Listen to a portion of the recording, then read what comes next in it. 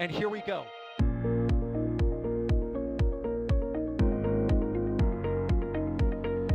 There's the W. Here's ignition. Doubling up. Did it just do a Kerbal? Back to the moon and beyond. Put that in the big bag, you know. Back at home, we all have a lot of work to do, but from here, that sure looks like a perfect flow. Propulsion continues to be nominal. We did have an observation. Equalize. 343 unfolds to go. It's orange. Water towers can fly!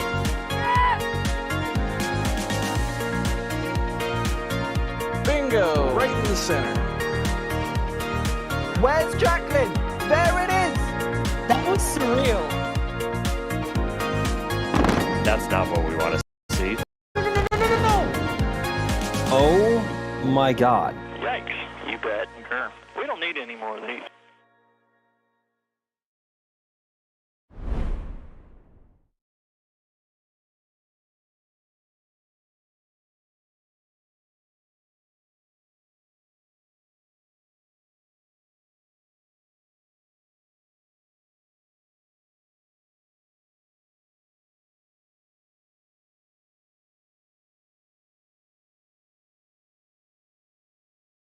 Our mission one is going to be 9 satellites massing approximately 4,500 kilograms to 1,400 kilometer orbit inclined at 42 degrees.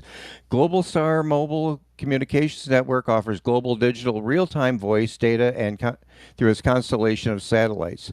The window for tonight for this mission is from 9:12 to 9:27 p.m. Eastern Time, so we'll be monitoring that. The booster for tonight is Booster 1090, making its 14th mission for approximately 42 days since its last flight. This is a return to launch site landing to launch Zone 40, and it is going to be a recovery by ship Doug. I am Roger Smith. I am your host for tonight, and joining me tonight is Sawyer Rosenstein. Hi, Sawyer. Where are you located tonight? I'm actually located out at Cars Park, which is a short distance away here from Space Launch Complex 40. Seeing it now at the Cape Canaveral Space Force Station there. So actually up here for this launch, because an RTLS is always special, and it helps when you have skies like tonight, which from what we can see here is perfectly clear. So expect a gorgeous Falcon Nebula if all goes well on that boost back burn. Very good, Sawyer. And so the weather's looking good for you here, I believe. And we also have out in the field working on the cameras here, we have Max Evans and we have Dee Wise will be doing that. And our production tonight is being provided by Jay Keegan. So thank you all for being here with that. This launch is going to go up the northeast, following the U.S. East Coast here.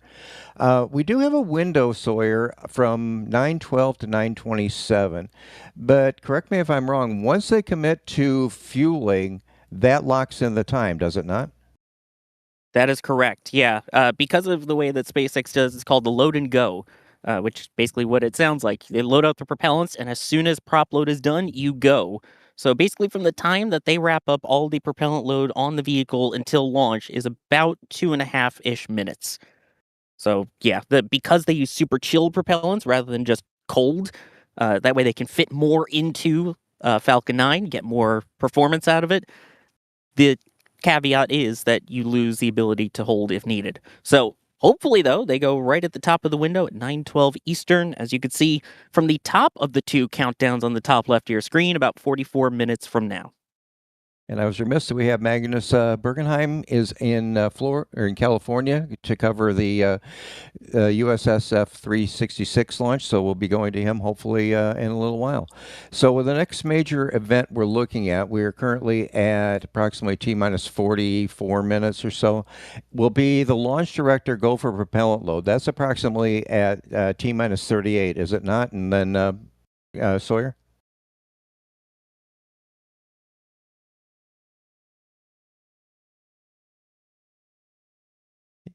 So we'll be waiting for the call out for that. So they go with propellant load. Oh, my apologies. Talking while muted. It's an NSF stream. Starting late and talking while muted. Yeah, so if all goes according to plan, you mentioned a T-minus 38 seconds is when we have the go for prop load, and if so, they begin loading prop at T-minus 35 minutes. That, of course, begins with the liquid oxygen, the LOX, and the RP-1, the rocket propellant 1, the refined kerosene. Those both go into stage 1. Meanwhile, stage 2 begins with just the RP-1, because it's a little bit warmer.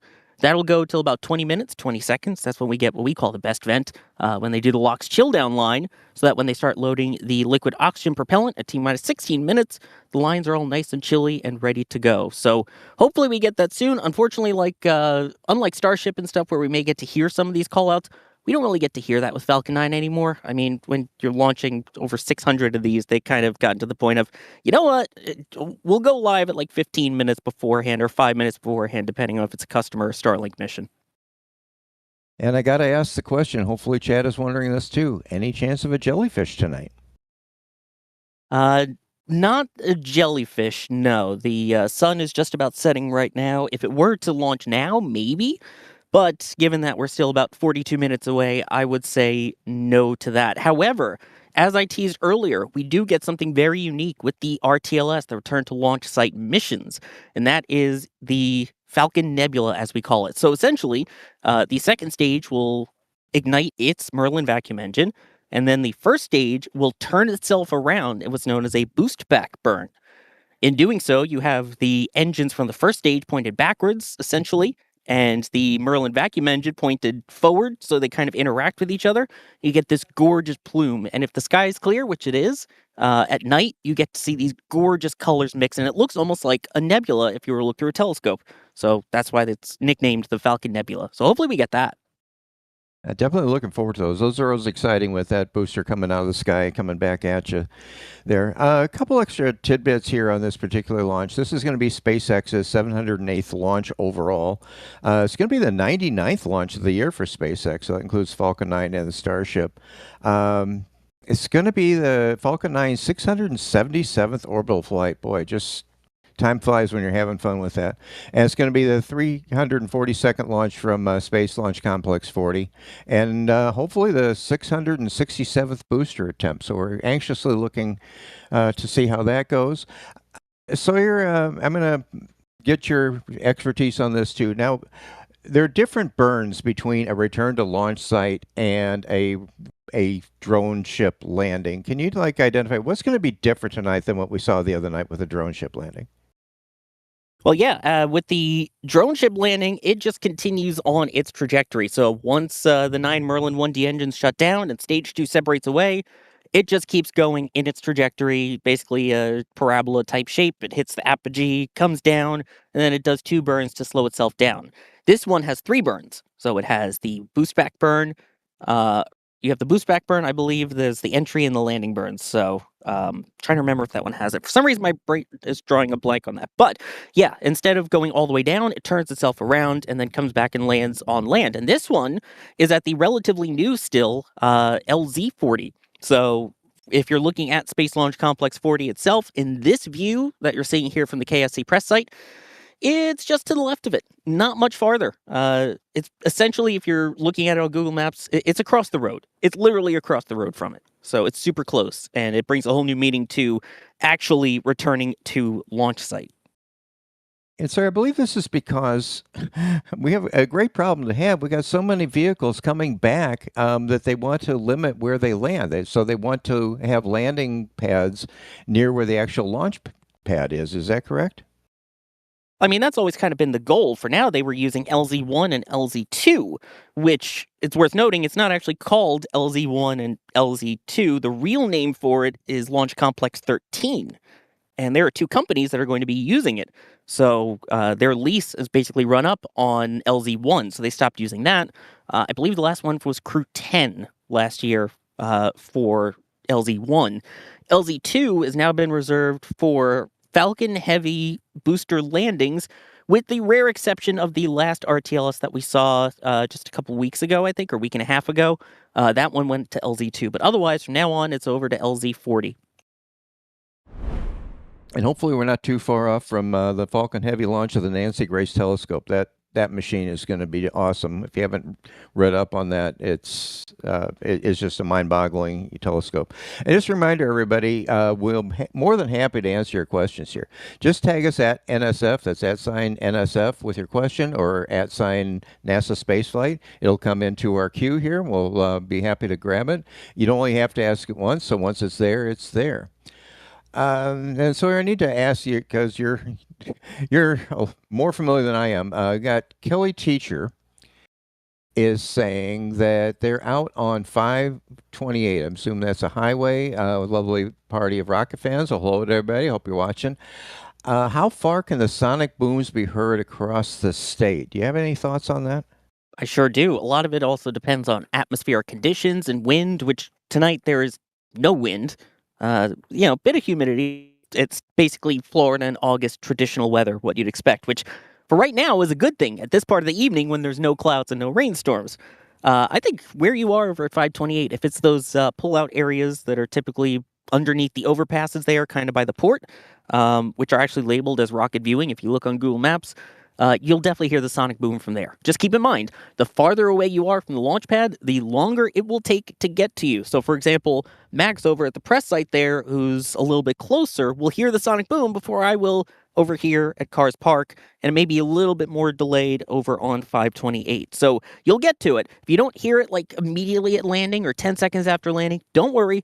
It'll get there. There have been reports of people hearing it as far west as Orlando, as far south even as St. Lucie County. So there's a good chance you'll hear it. Very good. And I want to give some support. Thanks here. Appreciate you all for supporting this stream. We got Edward Cox has become a PadRat member. Well, enjoy. You're going to get some new perks. You'll get your name in green here. We got a lot of behind the scenes and member-only videos and other things that are in there. There's lots of them out there you can go see. It's pretty cool to watch the behind the scenes, especially when we're doing a Starship launch. So I hope you will really enjoy that. And we got Mike Seeley with some support here, so thank you for that. Mike is another fellow photographer out here, Mike Seeley, and shouting out, Max is here. I guess Max himself is mPOWER, which for those who don't know, that was the NASA event that we live streamed the other day that was just announced of an air show that will be at the Kennedy Space Center over at the shuttle landing facility November 7th and 8th. You can rewatch the live stream here on the channel with the announcement. Of course, we'll have more info on it as we learn more too. But in reality, mPOWER is having Max on the stream tonight, and that is pretty powerful. Speaking of powerful, looks like they have a powerful zoom camera on the moon on the right side there. Ooh. From one of our team members. Hopefully Jay will tell me who that is. I think that would be from D. It is D. Oh, awesome shot, D. That's the target. That's where we want to go with Artemis, with Starship, with Blue Origin. That's beautiful. Hopefully nothing hits it tonight in the middle of this stream here. But yeah. Well, hopefully at this point also, speaking of hopefully, we should have propellant load beginning in now at 35 minutes to go until launch. Of course, they don't tell us unless they put out a post on X. Or if they, we see frost on the vehicle, then we'll know that they have begun propellant load and that they are committing to tonight's T0 of 912. So, chat, need you to keep an eye there on the base of the rocket by that tree line. If you see frost, please shout at us in chat. Frost! But not until you see it. Yeah, definitely. If you see something, say something. Got our eyes peeled here, and that frost is definitely going to be the big milestone coming on here. I'm not sure, but maybe I'm sorry if you know this. Lego Rock is asking, would this be the fastest time for SpaceX to launch 2 vehicles within an hour? Have they done it within an hour before? I believe that they have. I mean, they've launched pretty close together before. Again, talking, of course, on different coasts. They have launched, I believe, the same day here in Florida from Launch Complex 39A and Space Launch Complex 40. But in this case, we're talking about the difference between Vandenberg and here in Florida, which is in California, and here in Florida. That's the second clock you see up there, the USSF-366 mission, which I'd tell you more info about it, but I'd have to... Oh, no, wait. I can't say that on YouTube. It's a classified payload. But I would have to ask Alex, and I don't know if Alex is around right now, but I feel like it's pretty close to what they've done before. Very good. And we got Or I stand corrected. If both missions go off on time, this should be the shortest time between any two SpaceX launches at 38 minutes and 45 seconds. The previous record was in August of 2024 with Starlink Group 8-10 from Slick 40 and Group 9-5 out in Vandenberg, which was an hour and 5 minutes apart. that is so cool. I mean, getting the cadence up here. It's I guess SpaceX, we're fingers crossed everything goes well for them here. We've got VRL Sweden. It says, first time watching dual launch. Too bad it's very late for me. It won't stop me. I'm a Swedish rocket fan. That is so cool. That's what I love about this community. We get people from all over the world that have the same interest and the same passion for spaceflight. And there's just so much spaceflight going on globally. There's, it's just a wonderful renaissance here that's going on right now. And like I say, if you want to get in the industry, there are plenty of opportunities out there. And we got Zachary Zeroni. Apologize for that. Want to know if we'll see a nebula from this launch from Rock Hill, South Carolina. So let's maybe go first, visibility of it, maybe get sort of your thoughts, because it is going up the east coast of the U.S. I would think they would probably see the, something from there, but I don't know about like the nebula you were talking about with the return to launch site. Honestly, that might be one of the sweet spots for it. You can see there that second kind of weird shape out there. That is mainly for the fairing recovery more so than the actual booster landing, because there's not a drone ship out there. But given that, that's a rough idea of about where you might be able to see it. I mean, if you're not sure, go outside and take a look. This one is going up the East Coast. So if you're anywhere along the East Coast, definitely go outside and take a look. Just like if you look on the rocket, you can see frost. That's for sure. And that's what we just got notification that it's got frost. So that means we're at least at the T35 mark has started the prop load. So this would be the LOX load beginning, and we should have RP1 and stage 2 coming up shortly. The next major event that's always the exciting part of these launches is a T-20 event. So that'll be a big sign of what's going on here. Want to thank Telstar 86 for the support. Appreciate the gifting one Red Team membership. If you got that, please give them a shout out, a thanks. You're going to enjoy that. Again, like lots of behind the scenes stuff that you get with that. You'll see it on YouTube all over the place that we have that going here. So I think we were talking, Zachary said about how far up Coach could see the nebula, so I think we've covered that one, but thank you for that question. And again, if you don't get to see the nebula part, keep looking. You'll still get to see the launch itself if you continue up the East Coast and if you have clear skies. Again, if you're not sure, go outside and take a look. We have these beautiful mobile devices we can use now to watch, so you can keep us on while you're watching and take a look for yourself. And if you do happen to use said device to go ahead and take photos or videos, I know I always say this, but I genuinely mean it. Please tag us on any of the social channels. We're on X, Facebook, Instagram, Threads, TikTok, Blue Sky. Tag us on them. I go through and I look them, and there's a good chance I will like them if you post it, because it's awesome seeing you guys get engaged too. So if you post a picture, tag us. And if you're not sure, might as well follow us as well while you're there for all the awesome news that's going on, the latest on Starship, and more. Okay, and we have interesting science theories. My name is Elliot. I'm watching tonight's launch from Daytona Beach. Will they be able to hear a sonic boom, and is wondering about the best viewing spots for Space Launch Complex 40. So, sorry, maybe I'll ask that in a two-parter. I would imagine they would hear the sonic boom in Daytona, but I'm not sure how far away that is. And then what are some good spots for watching launches down in Florida? Yeah, Daytona's to the north of Slick 40, and this is kind of a northerly launch. I think you'll still have a shot of hearing it. As for a place to watch, we have an entire video dedicated to that on how to watch a rocket launch right here on the channel. Hopefully one of the mods will be able to spam that link into chat so you can check out there. Obviously, Cars Park is pretty good because that's where I'm at the moment. You had a viewer that was out on US 528, which is a public roadway you can pull off on in certain spots. That's a good spot.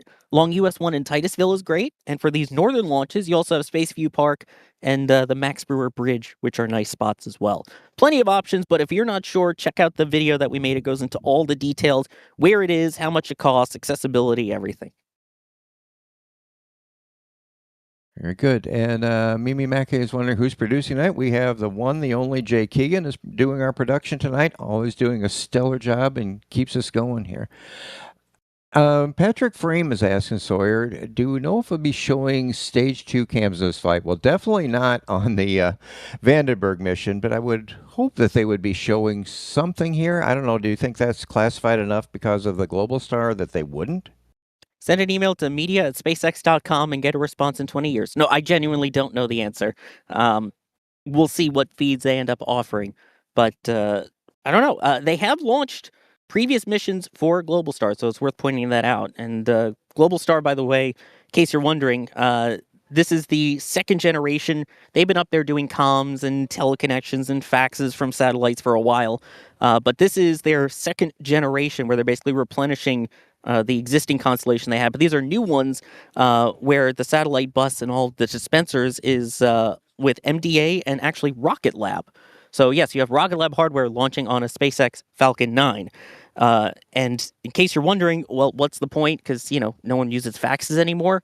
One important thing that these satellites do is if you have an Apple iPhone and you have that SOS feature where if you're in an emergency, you can use a satellite to connect. Those are these satellites. These Globalstar 2 satellites are the ones that Apple uses for that SOS feature. We'll see if that changes because the company's now been bought out by Amazon and will be a subsidiary of LEO. But for now, that's helping out your iPhone here. So if you're ever in an emergency, you can thank these satellites. That's for sure. Yeah, it's a cool collaboration here with Rocket Lab. Yep, there is a look inside Rocket Lab, by the way, at some of that manufacturing. Oh, that's awesome. So we're at T-minus 26 minutes, about 45 seconds going here. Got a question here from Sky High Gaming. When's the next New Shepard launch? It's not. They are devoting all their forces, staffing to the Blue Origin, to that. So that is on hold for this time. Okay, we have their focus is New Glenn, which obviously needs a lot of focus right now, given what happened with NG4 and the earth-shattering kaboom. But they have plans to bounce back and to hopefully get back into flight. I know we just posted an article on NASASpaceflight.com detailing it. Very good. And I believe we have Max Evans joining us. Max, are you out there? I am indeed. How do you hear me? Oh, I hear you really good, 5x5. How are things where you are, and where are you watching from tonight? Right behind the camera that is giving y'all this current view right now here at the Kennedy Space Enterprise site. So happy to be back out here again, and certainly happy to see a booster coming back to Space Launch Complex 40. It's always a treat. I've only seen one from this perspective, I think once before, but it's always a treat. LZ-40 is certainly a lot easier to track down to the ground as well from here. So, and it's obviously a very beautiful, clear night here on the Space Coast of Florida. So we are very much looking forward to it. Thank you much. We're looking forward to all your photography you do. You do an awesome job out there. We got Just an Average Axolotl. I think I know what that is. From Dune, hopefully. We need scrub Don't stickers say the word. and pins. Oh, no. He said the word. Oh, okay. Roger. Hey, it's been a great night. So bye, everybody. Anyway, those stickers and pins. Anyway, we got lots of stuff in the shop. So if you go out there, we got a whole lot of stickers. Those stickers are awesome. So if you haven't gotten them, I don't know if we have this whole sets left, but those are great. We got shirts, we got hats, we got kids wear. You got an infant, then you can go and get them all decked out and get on the rocket train here. But we don't want to see the special store open on there. That is only for if it doesn't. We don't want to see that. You can see all the other cool stuff, but we don't want to see that special store that you were kind of hinting at. That's for sure. And we got the patches. I have to check the levels. I think we still got some Flight 13 patches going on. Those hoodies, I think everybody on this stream will say those sun shirts are awesome. They're incredible. If you get one, you won't be sorry on those. So it's just some really quality merchandise out there. And if anybody, you get something and you're having trouble with it, just get a hold on there for the staff. They're always monitoring this, and they'll make it right by you. So I want to give some thanks out here for some support from Sailing 75 32 for a $10 chat. Thank you very much for that. Coming down for the Falcon Heavy in 2 weeks for my second heavy launch. Oh, that's so cool. But yeah, I'm really looking forward to that launch. Again, that Nancy Grace telescope is going to just, I think Is I that was already 2 weeks away? Good grief. yeah, August 30th. Yeah, 15 days. yeah, that, I watched a YouTube on that as far as comparing what it can do compared to Hubble, and the science we're going to get is just going to be phenomenal for that. So, stay tuned. I hope that all goes well, and it's just going to be amazing going forward with that. And we also have Bar on the Sunrise. I'm sorry, I'm butchering that for a $10 super chat. Thank you very much. Inside each one of us are 2 Falcon 9s, 1 USSF, and 1 Globalstar, and they are both launching. Yep, well, hopefully, we're fingers crossed that we're going to be doing that. So how are we doing here on time? We're coming up to 22 minutes, so we're not far away from that 20-minute vent. And Sawyer, what is that 20-minute vent? What does that do for the vehicle? So it's not so much for the vehicle, it's actually for the ground hardware. So on the transporter erector, which is the strong back, that metallic thing that you can't really see from this angle because there's a giant crew access tower in the way. But that's what rolls it out from the horizontal integration facility, and then it raises it vertical, and then also provides all the propellants to it, including the RP1, the rocket propellant 1, and the liquid oxygen. The liquid oxygen is not just chilled, it's super chilled. So it's cranked to -11, I guess, in that case, if we're going for that reference.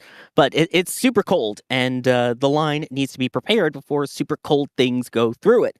So it's thermally conditioning the line so that it's ready once the vehicle is ready to accept the liquid oxygen. So the stage 2 RP1 load should wrap up at 20 minutes, 20 seconds. And at T-minus 16 minutes, that is when we should see that disappear. And that should be when the LOX load begins on that second stage. And worth noting as well, that we are about 1 hour to go until the West Coast launch as well. So we're talking, I believe, about 39 minutes difference here. It's fingers crossed. Well, hopefully that'll go. This will be a great back-to-back stream if we can get that done. I don't know, Sawyer or even Max, I'll start with Sawyer, about the current Globalstar satellites. Now, my understanding is the ones going up tonight are replacement satellites. Do you know if they've deorbited or what anything's going to happen with the existing ones? Well, they're getting old. I mean, some of them go way back to the 1990s. I say that as someone born in the 90s. But anyway, I mean, the original constellation was used for fax, for easier faxes via satellite and other types of telecommunication. Of course, they're still going to be doing that. They're still going to have telecommunications needs for it as well. I believe it's 50 different terrestrial services that they provide. But yeah, they're getting older. These ones are faster. And again, if you have an iPhone and you need the satellite SOS feature, you kind of want to have a satellite that's newer and works and is better to figure out where you are and connect you to emergency services. So, better to have that. And we'll see, because again, they may end up getting folded into Amazon's LEO constellation with Amazon acquiring Globalstar. But for now, it's still under the Globalstar flag tonight. Yeah, I mean, we're just getting used to global high-speed internet everywhere you go. Now take that to your phone. Phone coverage anywhere, no dead spots. So that's going to be a great future that's coming up here. Yeah, to make sure that you can always see the 20-minute vent, which is now on your screen, which we can now see with the Mark 1 eyeballs as well. So Max, we're going to switch gears again. We always get to questions about your friend and vehicle Starship. Oaks Swing ZZ is wondering, what do we think the line of flight from FCC filing means? Stage 1 booster return to launch site. A catch? Well, I'll start with that. Don't put a whole lot of stock in the FCC things. They generally are not a good indicator. But Max, what's your take on that? I mean, it's just one of the regulatory hurdles that they have to go through in terms of licenses they have to hold in order to be able to talk to their vehicles when they're either ascending or coming back to the pad. So it's not a flight clearance by any means, but being the FCC, that gives them, I believe, the ability to communicate with the booster the way they want to with their frequencies or however else they want to talk to it. So just because they have the approval on that front does not necessarily mean, obviously, that they have the FAA approval to do so. Even though I think, based under the current license, super heavy boosters are permitted to come back to the pad. But the fact that they have not been able to target a successful soft splashdown in the Gulf just yet, I would think that a booster catch on Flight 14 is probably unlikely. Sorry to be the bearer of bad news. But just like, because if anything, oh god, mosquitoes. If it goes wrong and they have to torpedo it into the flats next to the pad, or heaven forbid, it actually hits the pad itself, like that's game over for that pad for a long time, or until pad 1 is ready to come back. So yeah, take that with a grain of salt. That doesn't necessarily mean that a booster attempt, a catch attempt, is for sure on Flight 14. There are other bits that we need to see come out for that to support that. But if I had to guess, they're probably going to wait until Flight 15 now at the earliest, or until they can prove Super Heavy can come back in a controlled manner. Yeah, I totally agree with that. As far as they got to get a controlled soft splashdown of that booster before they even try to go for a tower catch. They still got some things they got to figure out with that. Hopefully on 14 they will get that nailed down, and maybe they can go, in the future with that. As far as the tea leaves that we look for, there's an excellent video that DOS did a couple years ago that's out there. Check out our stream. It goes through all the different regulatory check boxes that have to be done, all the NOTAMs, the NOTMARs, and all that stuff, and where they line up to give us a better indication as far as when we actually think the flight is going to be. All right, so where are we at here? We're at T-minus 17 minutes and 17 seconds or so. We should be coming up on LOX load for stage 2. Is that correct, Sawyer? That is correct, yes. In about a minute from now, the stage 2 LOX load should begin. Meanwhile, RP1 and LOX load are continuing on stage 1 as planned. So that's a good thing. And after that, the countdown doesn't have much excitement until about 7 minutes to go. And that's when they start chilling down those 9 Merlin 1D engines at the base of the rocket.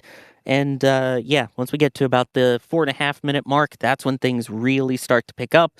The strong back retracting, all the prop loads wrapping up, and then getting ready to go for launch, which if they are, Falcon 9 will enter startup at 1 minute to go.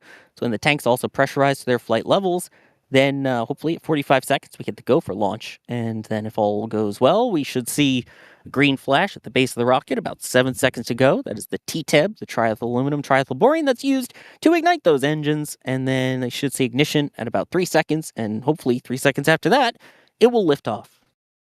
Yeah, the next call out once a vehicle is in flight will be max Q, and that's the maximum aerodynamic pressure. And that's just a formula as far as the local air pressure times the square of the velocity. And it's just max Q is when that maximizes. So as you get to the right combination of velocity and pressure, it peaks out, and then it'll delay. It's kind of like a bell curve going there. And then we'll be waiting for stage separation and so forth as far as a vehicle continuing on into orbit. That's also Max Evans' X account handle, which you might have to change to Max Power after the event, Max. Yeah, there was a good chuckle there, but I am very much excited for that event, not just for the name, but for the aircraft and the spacecraft and the personnel that are going to be there. So that's going to be a good one. Coming November 7th and 8th, I believe now. Right, we got Zachary Cerrone. Happy birthday. Chad, wish him a happy birthday there. Appreciate it. I hope you're having a good one. We're going to light a candle for you for this one. Maybe 2? Yeah, maybe 2. That might be a double candle. We got Patrick Frame 7570 is asking, any idea while the stage 2 is insulated when deployment is at the standard time? I'm not sure what that means. I don't know. Jay or Mac or Sawyer or Max, you want to talk about the mission extension stripe, Max? I thought that's what they were referring to. So that gray stripe you are seeing there on stage 2 above the black interstage, about maybe 2/3 of the way up the rocket, is what's known as the Mission Extension Kit, and that is utilized on Falcon 9's upper stage when it needs to stay in space and conduct activities for a prolonged period of time. And so what that gray stripe essentially does is that is covering the RP-1 tank on stage 2, and that little bit of darker color can keep the kerosene tank at an operable temperature for long enough to utilize kerosene before it freezes solid. Because obviously in space it's either very, very hot or very, very cold, depending on if you're facing the sun or not. But overall, it keeps the tank at roughly the right temperature that SpaceX needs to operate the upper stage efficiently with the MVAC engine. So, yep, there you go. You can see it squared. I guess squared away there. Yeah, It's squared away there in the green square in the middle of your screen. So we don't see that too often. We see it on some customer payloads. We see it on some Space Force payloads, some DoD payloads. It all depends on where it needs to go and how long stage 2 is needed to get it there. If a payload has enough propellant on board, and say you're going to a geostationary transfer orbit, you may need it, you may not, depends on what you need Falcon 9 to do. And obviously, in this case, based on where it's going, that is needed in this case. Yeah, which I guess they're wondering when you mean standard deployment, because yes, when we see Starlinks, those deploy at about T plus 50 minutes or 52 minutes around the same time. The difference is the Starlinks, if you look at the orbit, they finish off at a couple hundred kilometers. This is pretty low, 1,400 kilometers for its deployment or its final orbit. So I guess because of that slightly higher trajectory and the fact that it is inclined so much, that might be part of the reason. Yeah, so we definitely should be expecting the second stage to fire longer to get it into that orbit. Again, that's going to be 1,400 kilometers, which is far higher than what the Starlinks normally go to, higher than the ISS. So they're getting their shells going up there. All right, we're coming up on 12 and a half minutes to go. We still should be in the middle of prop load on the vehicle. Coming up, the next major milestone will be engine chill down, approximately T-minus 7 minutes. So we'll definitely be, we hear the call out for that. So what else we got going on here?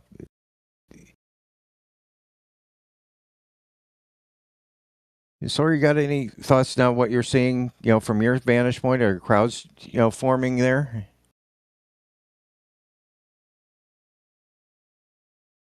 Talking while muted?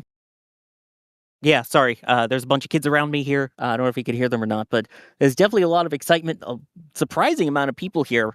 I guess because it's 9 o'clock Eastern on a Saturday night, and people are out and about with their families. Plus, it's an RTLS, so I wonder if it's that combination. But yeah, there's definitely a larger than usual crowd showing up, in my opinion, at least.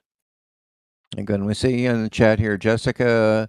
We'll be able to see it in Fort Lauderdale. Yes, I think definitely you'll be able to see the launch in Fort Lauderdale, possibly even the landing. Is that correct, Sawyer, if I'm getting my geography right? Not necessarily, because it's the northeastern trajectory. So you'll probably be able to see some of it, but it is going to be going away from you. So it's going to be a little more difficult than the southeasterly launches that we're used to.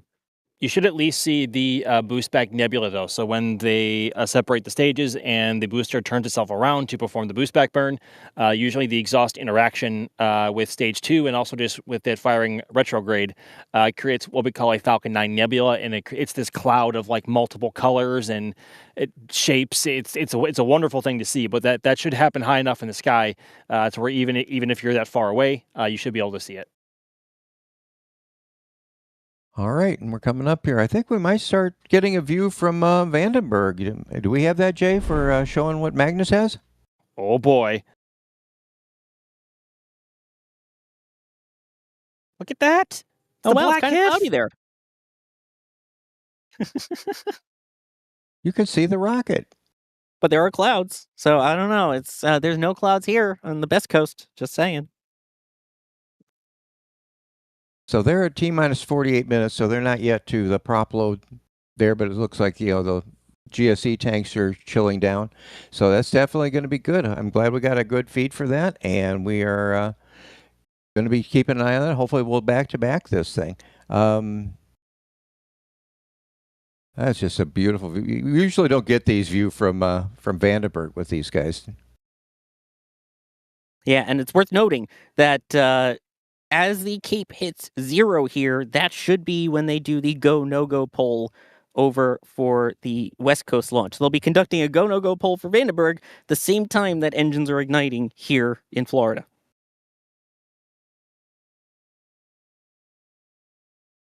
Definitely looking forward to that. So 2 vehicles on the pad on each coast. So let's hope they go. And I think isn't the USSF one from Vandenberg a return to launch site as well?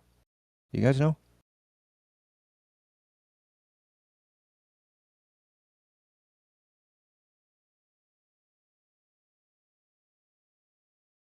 Okay, I'm hearing it is not a return to launch site. It is going to go out to a drone ship. So thank you, Yep, sorry, I was Magnus, for checking. that. It is the drone ship, of course. I still love you. Oh, awesome. That's a great one. All right, here we're coming up. Okay, so we got a little time here. We're coming up on T-minus 8 minutes here. Again, the next thing for here in Florida will be the engine chill down. Shortly after that will be the strong back retract. So it'll retract a little bit and get ready to go. All right. Got any more questions? Feel free to answer here. Got Python Propulsion Tech is asking, how much force does a Falcon 9 actually see in the fairing at max Q? I mean, I think it's safe to say the answer there is a lot. I don't know if we have an actual stat on that in terms of air pressure or, I guess, force on the fairing.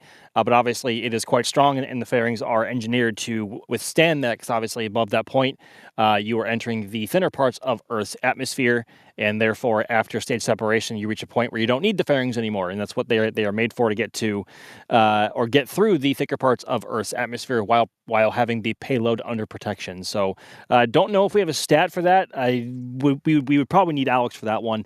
Trying to look it up real quick here as well, but I don't think we have an actual number on that. But I think it's safe to say a lot. The numbers that we do have, though, again, that we have the booster 1090 here going for its 14th flight tonight. And in case you're wondering about whether this is a record, as of right now, it would be. So this would be the fastest time between any 2 SpaceX launches at approximately 38 minutes and 45 seconds apart, beating a record set in August of 2024 of 1 hour and 5 minutes. Of course, both of those from separate coasts, as is the case tonight. Very good. Okay, we're T-minus under T-minus 7 minutes, Max. We're going to be sending you off to do your fantastic camera work here in just a little bit. We really appreciate you coming on comms here, and hopefully we'll talk to you afterwards. So good luck, my friend, with getting all the views and all the camera shots you normally get. Thank you very much, everybody, and I'll see y'all on the other side. Very good. All right. Waiting for the strong back retract. That's going to be coming up in a few minutes. Trying to see here, Sawyer. I think we might have somebody joining here shortly. That by the way, for someone who's wondering, if you were wondering about whether we'll get views of the satellites, there's your answer, as we just saw a view of the satellites. There you go. They're looking nice and good in there. Like I say, we got the ship Doug will be out there to recover the fairings attempts, and again return to launch site for this one. Again, it's the 14th launch of this booster.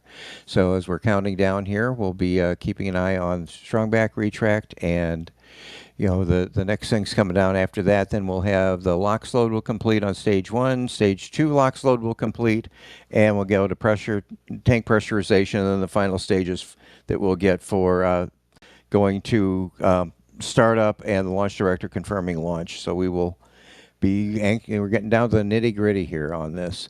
So again, if you have any questions, we'd be more than happy to answer them. Just tag us at NASA Spaceflight or NSF. We'll come into our queue, and we got the time here, and we'd be more than happy to answer anything you got to ask. We should be coming up on some exciting times here as they finish loading up the propellants. A reminder, there's LZ-40, by the way. When I was mentioning it's across the street earlier, I was not joking. It is literally across the road there. That is where the first stage will be landing. And if you look there, of course, they cut away from it now, you'll be able to see the strongback. That should be getting ready to retract. So there's some clamps underneath those fairing halves that'll open up, and it leans back 1.8 degrees. It'll throw all the way back at launch. Like, why 1.8 degrees? Well, it's enough to get out of the way to start, and that way, if the lines do get fried, you're only talking about 1.8 degrees of lean worth of lines that would need to be replaced, keeping up the pace that you have here for Falcon 9 launches. So that should be happening right about now, and that'll take a couple seconds to retract back into place. And joining us from the UK is NSF Actual, Chris Birkin. Hello, Chris. Thanks for joining us tonight. I've been watching the chat. There's been quite a few questions relevant to what we've been watching here. They may not have been coming through the panel because I haven't been at NSF, which is what we always say is a way to get your question to the panel. A lot of the questions are relating to the fact that we're seeing two Falcon 9s launching close together. It's not something completely unique, but it is something a sign of the future. This is what we're going to be expecting with all rockets, not least Starship. At some point in the future, we're going to start seeing double header streams and things like that, rather than like the once a month at the most right now of the Starship streams. So it's something to expect. It's not unusual, but it is something that we're going to start seeing more and more of. And I think that was the main thing that people were coming through on the questions saying, is it unusual? It's not common, but it's not unusual, but it's something we're going to start seeing quite a lot of. But this is a record for SpaceX of shortest time between two Falcon 9 launch attempts. Worth noting, there is some coolness to it still. And as we hit 3 minutes, as we hit 3 minutes, I'm going to let you guys take over and finish getting my camera set up here for launch. I will rejoin you after landing. Very good. Thank you very much, Sawyer. And we'll talk to you on the other side. And that kind of coincides with that, what we just talked about here with Telstar 86, what's the fastest turnaround for the same Falcon 9 between launches.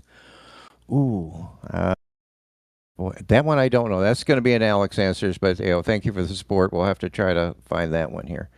And officially, Goob with a super chat. Thank you for the support here. Starship barge is parked in front of Rusty's. Okay, yeah, that's the vehicle or the barge that will bring ships and boosters from Texas to Roger, Florida. that's called You'll Thank Me Later. That is the Pegasus looking like barge which will transport starships from Starbase to Florida, because of Florida will be launching from 39A and 37, but it won't be ready to actually produce vehicles from Florida until the Gigabay and the Star Factory at Starbase, at Florida's version of Starbase, will be constructed. So we are still waiting for that. So in the meantime, they will be sending vehicles from Texas to Florida on that barge. That will definitely be a sight to see, and it'll be a great step forward as 39A's Starship Tower gets completed. They've done some testing. They've done some load testing on the chopsticks recently, so that's coming along. Okay, we're getting down to about a minute 40, a little bit less coming up here. We have the strongback is retracted some. Now we'll be waiting for the call out coming down at T-1 for Falcon and startup, so we'll be listening out for those call outs.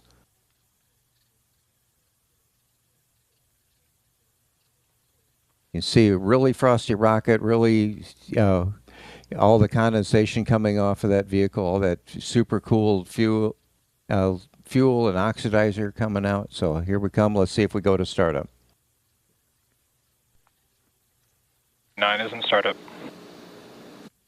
And there you have it. Next up, we'll see if we get the launch director.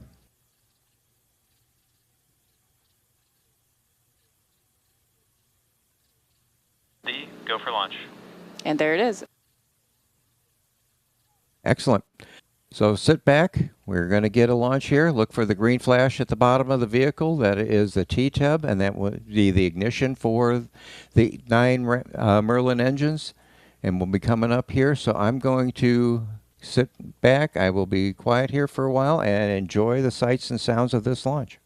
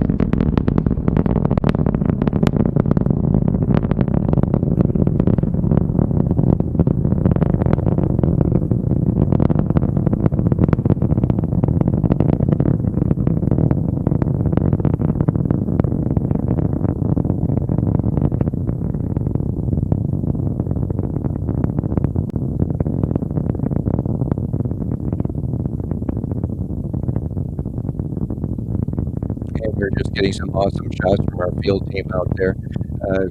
Here's we can start seeing the exhaust plume expanding. We'll be coming up on maximum Q and passing the sound barrier very shortly. Just a beautiful thing. There it goes.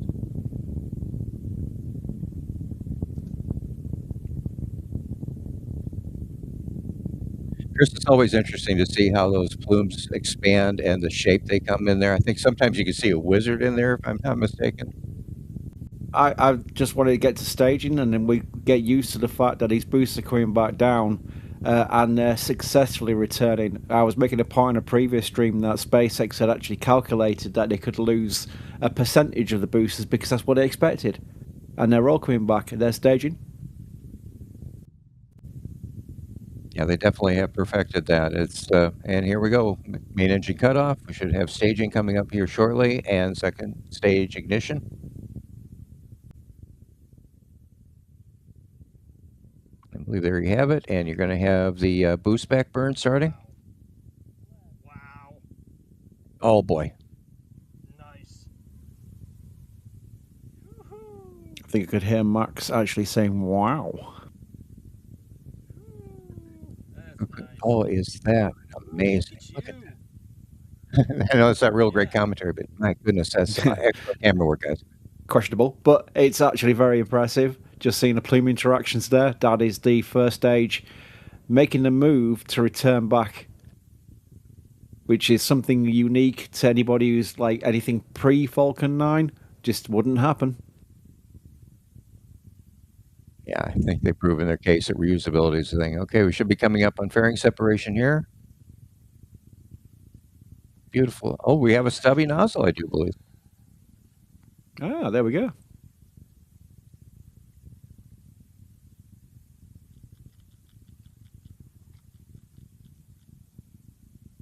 So you can see Because this. as we've mentioned before, the fairings are returned. Also, they're part of the reusability project where they're bringing them back. They cost millions of dollars. I do mention this every time I mention on the stream that they do cost that much money because people do think that they're not really that impressive to return, but they are impressive because they cost quite a lot of money. And we can hear Max. I don't know if anyone else can hear in chat. Max is literally commentating right now. Good. And we're also keeping an eye out on Vandenberg. That should be coming up on some significant things for prop loading and very shortly. So we'll be keeping an eye on that. Look at that stubby nozzle go. Oh my God, and we got the nozzle. Griffin. Let's go. Just for you, Max. Oh, that makes me happy. Actual stubby nozzle mission. Look at that.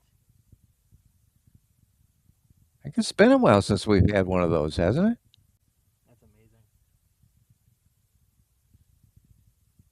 Okay, now you can see that the first stage is starting to descend a bit. It had coasted up to about 125 kilometers. Now it's coming down. The speed will actually increase, but the second stage is continuing on. Prepare for where we're going to see her again.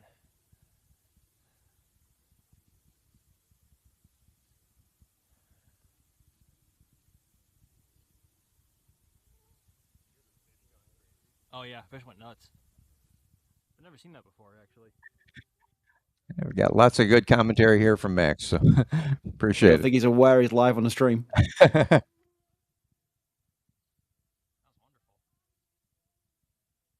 As we watch, the second stage is continuing to accelerate towards orbital speeds. I believe that'll be somewhere around 27,000 kilometers per second. First stage is now, you can see it's descending. It'll get faster and faster as it comes down. And next coming up will be the entry burn, which will be one engine followed by a line of 3 engines to ignite to take a lot of the speed off. And then it'll be, hopefully we'll catch some nice views. It's a nice clear night of the Florida coast.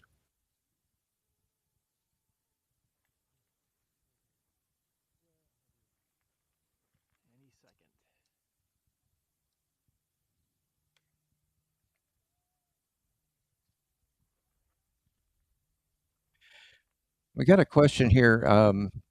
Probably would need Sawyer or something like that. Is Python Propulsion Tech is wondering, how do they get the rocket off of landing zone after landing?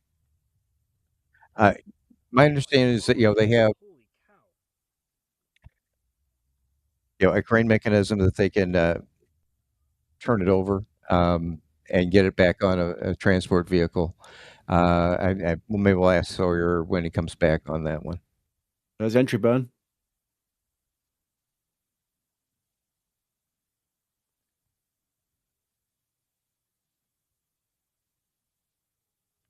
Okay, you can see that the first stage is coming down, and we're down to 30 kilometers. Is coming in hot. You can see the speed is increasing, and now it's starting to decrease. So should have the entry burn is doing its thing. We got the grid fins; they're going to be taking control. And look at that view of Florida. Oh, that's an awesome view.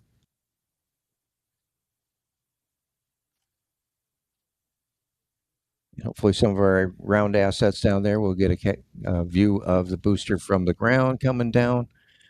Going down again to landing zone 40, just a little bit away from where this launch happened at Launch Complex 40.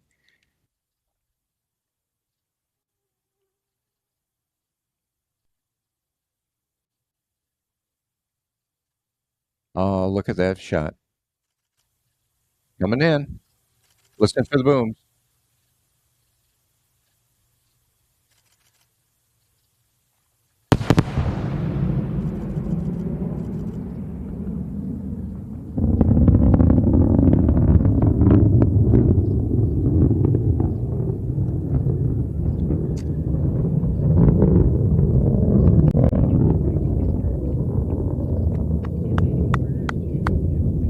And once again,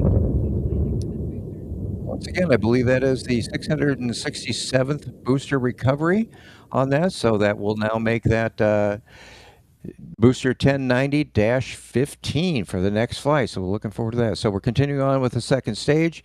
We're, accelerating. And it looks like we had second stage engine cutoff, or SECO. So now we'll go into a coast phase, I believe. Chris, I'm trying to see here. What's next for this thing? Is it going to coast and then do another apogee burn? It depends on the satellite. I'm just looking through the information here. You're asking me a question I'm not prepared for. So let's have a look. Right now on the telemetry, it doesn't show a second burn, but I believe it's on the coast phase anyway. Very good. See if we have some more questions here. I'm not sure I can answer any of this thing.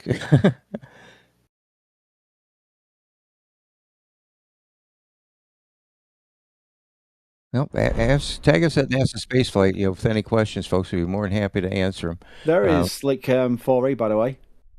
That's Okay. the next launch in 29 minutes time. This is the crazy thing. 29 minutes time. We're still in the mission for the Globalstar mission, and now into the USSF-366 mission coming from Vandenberg, Sleep 4E. Yeah, and again, this is coming up shortly. It's going to be back-to-back launches here, if everything goes right. We're going to be going to Magnus here shortly, so we will get his thoughts on what he's seeing out there.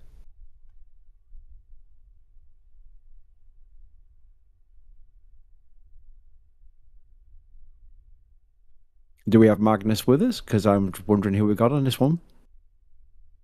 Okay, we will keep talking here. So this is going to be USS-366 launching from Vandenberg. It is going to be coming down on, of course, I Still Love You for the booster. So it'll be a drone ship landing. I'm not sure what the trajectory is for this one. They all tend to go pretty southerly for these, since they usually go into either polar or sun synchronous orbit, which is the benefit, I guess, that the West Coast has compared to the East Coast, Best Coast, which just had an RTLS. But no favoritism. No. There we're looking at, so T-minus 27 minutes. We should be into prop load. I don't know if it's too far away if we can see it, but we can definitely see some venting from the vehicle. So that's coming down. I can actually see some frost on the booster. So the DE at Slick 4 East is unique in that it's almost like a skeleton of what we have here at the Cape, especially over at 39A, where you can almost kind of see through it because there aren't panels blocking any of the openings. So, oh, dang it. I was just about to talk about the frost. You could see through the actual transporter erector there, but yes, frost building on Falcon 9. There we go. So towards kind of the upper middle part of your frame there. If you look through the transporter erector, there's some frost there on the bottom of the first stage LOX booster. So obviously prop load well underway. Eager to see this one get off. Okay, Sawyer, got one for you from the Observer 127. Is why do they use the stubby nozzles? What's the purpose of those? I asked the same question. No, but if we're being honest here, the real reason is because it's less material to make. We haven't seen as many of them, at least here for the launches that we cover, because it's just, I don't know, we've been getting more of the regular ones getting as much performance, because while the stubbier ones take less material, you also get a performance hit. So if you don't need all of the performance of it, then you can go for the stubbier nozzle, but SpaceX has tended to primarily focus on the regular length Merlin vacuum. Definitely. I mean, it's unusual, for Starlinks, they don't use those, but it's, I think it's been a while since we've seen one of those stubby nozzles in there. Swytech 2 is wondering what causes sonic booms to be heard all the way in Orlando but others not. I think it's just atmospheric conditions as far as the temperature, humidity for, how sound will travel. I think it's just basically that. I don't know, Sawyer, if you got any other thoughts on why sonic booms would not be heard and what at some times. I mean, the main reason is, it's atmosphere. It's the direction that it's traveling, whether it's coming from the north or from the south, the winds. There's so many different things. For sure. David Rosenberger is, just commenting here that the Ocala stage separation looked like an explosion. It was something as far as all those plume interactions there. I'm sure the people that aren't following the space flight or the launch are going to be wondering what the heck that was. But yeah, that was just so cool seeing that interaction. I think, Max, were you able to see it from the ground from your vantage point? See what? Sorry, with the stage separation. Yeah, the plume interaction. Yeah, and I hope you had it from my feed as well, because that was a wonderfully vibrant one. Just the way the exhaust behaves between stage 2 on Falcon 9's upper stage.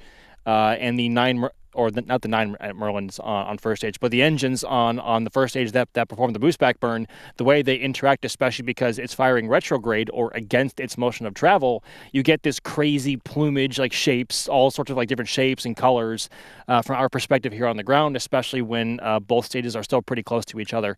So it's a wonderful show as always, and I hope you had it on the on my camera, but because we absolutely did see it from here. It was wonderful.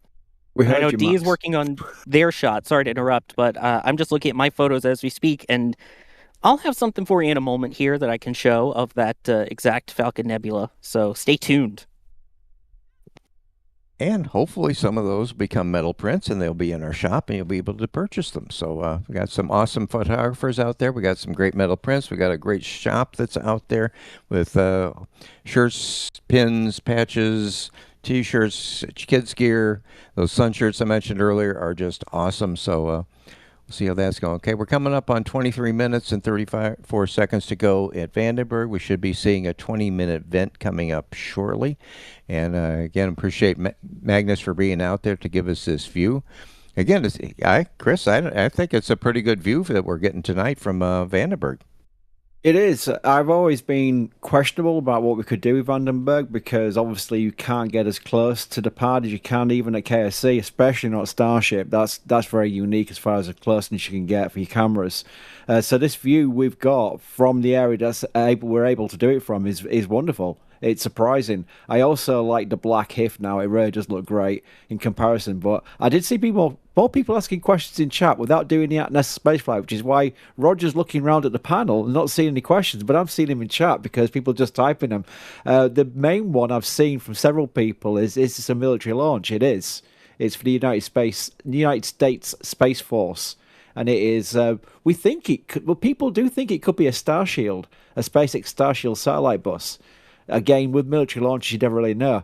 The irony is, I did notice this actual booster, 1088, has actually launched NRL 126 and enroll 57 before, so it's no stranger to military launches because they're from the National Reconnaissance Office. So it really is almost like it should have its military stripes on it, I should say. Although the sootiness would probably hide that from the fact, but it does look great out there. Look at this. I really do like the painted. Chat, join in. Do you think it looks better in black or white? I think it looks better in black. I would also I concur, Chris. I think it also looks much better in black. But interestingly, this launch trajectory is the same as the Starlink Group 15 flight path that we have seen from Slick 4 as well. So that we think that they've carried some Starshield satellites on Starlink missions before. I mean, obviously there was that infamous image where they had what were obviously normal Starlink V2 minis, and then some other satellites that they probably weren't supposed to show before that was taken down. So it's flying on a flight path that lines up with former Starlink missions before. So it could be Starshield satellites. It could be something else. We're not sure, and we're never going to know, honestly, probably unless it's declassified. But take that for what it's worth. Yeah, it's again the pace of this thing. This is, from what we understand, this is the fastest 2 launches that SpaceX has done back to back in one day. Okay, we should get the 20-minute event coming up here very, very shortly. So we'll be keeping an eye out for that because that's just a major milestone here that the LOX chill down has begun.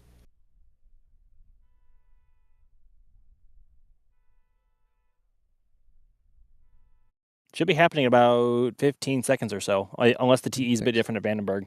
I haven't watched it enough to know if the time of the vent's any different. Almost like how the vents at 39A were slightly different from 40 by like 10 or 15 seconds. Yes, exactly. Have still some comments from our viewers. We see these coming in. Fankazilla official band. There it is. Did they see the second stage? He saw it from Virginia. So that is so cool, going up the east coast of the U.S. that you got to see that. That's incredible that you got to do that.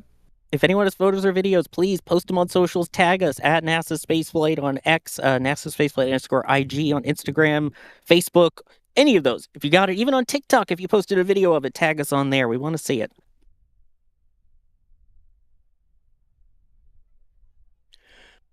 NCC 1017, I should know what ship that is wondering about converting SLC-6 for Falcon Heavy is a bit late since Starship is going to replace it in a few years. And I'm not sure who wants to field this one on Vandenberg, but what's the status of that? I know they want to potentially get Starship going there, but we have Magnus. Magnus, are you with us? And could you tackle what's going on with that pad? Yes. So just recently, Slick 6 was given to SpaceX back in 2021. They demolished the previous legacy hardware, and they are starting construction of Slick 6 for Falcon Heavy. At this point in time, there are no plans for using Slick 6 for Starship that are publicly known. There are no environmental assessments that have been conducted. And this is because the Space Force has been wanting Falcon Heavy for, I believe it's over a decade now at Vandenberg Space Force Base. Slick 4E was originally supposed to support the first Falcon Heavy missions, but those demands changed, and that is one of the reasons we have a special transporter erector here, which was originally Falcon Heavy style. I was going to say, like, Slick 6 is former shuttle hardware as well before it was Delta 4, so that has Chris's name all over it. Yeah, Slick 6 was quite famous for potentially a West Coast shuttle launch site. They got as far as sending Enterprise out there for fit checks. It was going to be Discovery's new home. They were going to literally move Discovery and Homer in California for polar launches for the US Air Force, ironically.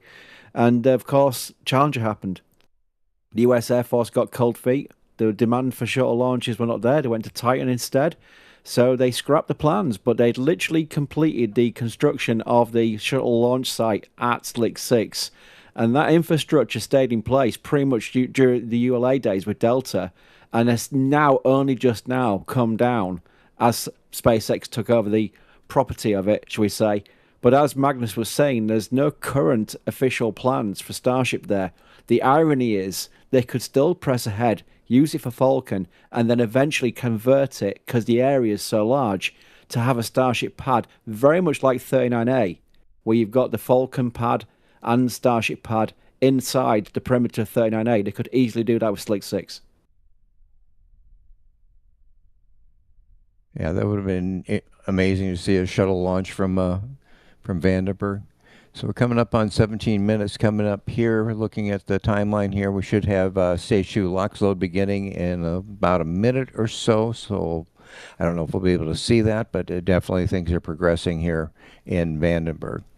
Want to give a thanks out for the support from Auto Brands 2690 for the super chat. Thank you very much. It says, love watching these launches. I love the space program from the beginning, born in 1956. To see these launches and watch them capture boosters is just unbelievable. I'm with you there. Yeah, I throw them in the ocean. That's what we were told. You know, there's no chance. There's no way it's not going to be profitable. You know, you're just wasting money. You might as well just throw them away. And look where we are now. It's recovering, and reuse is the norm, not the exception anymore. And that's just so great to see.